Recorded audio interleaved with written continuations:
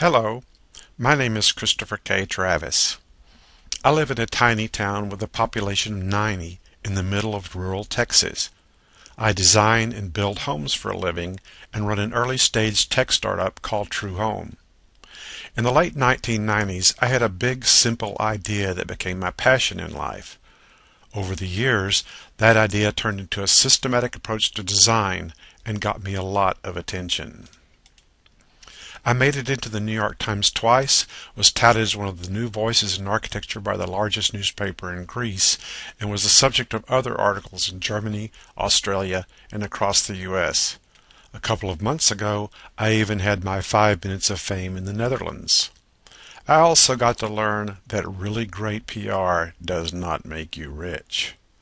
So here's my simple idea. Home isn't a building. It's a psychological experience. Home is in your head. It's not a style of architecture, a tile selection, or a kitchen appliance. So you may ask, where in my head is being at home? Well, it's in your perception and memory. It's a result of how your brain responds to the world around you. Here's the facts. We create our present realities out of our past experience, for the most part without really thinking about them.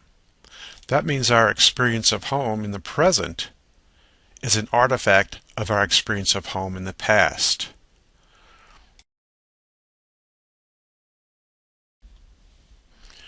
So it turns out that a home is not such a simple subject after all, because if human beings are complex systems, complex adaptive systems, then like a forest, a pond, a city, or a living body, a home is an ecosystem. But no one pays me to be a philosopher. They pay me to design and build their homes. I've been in the design and construction business for over 30 years, and let me tell you that builders, architects, interior designers, realtors, and other home professionals are not trained to read their clients' minds. They are trained to understand buildings, not people. So when you try to give your client a better life, which is a psychological problem, but your attention is on the building, what you get are homes that don't fit. That means we're not solving the problem our clients are paying us to solve.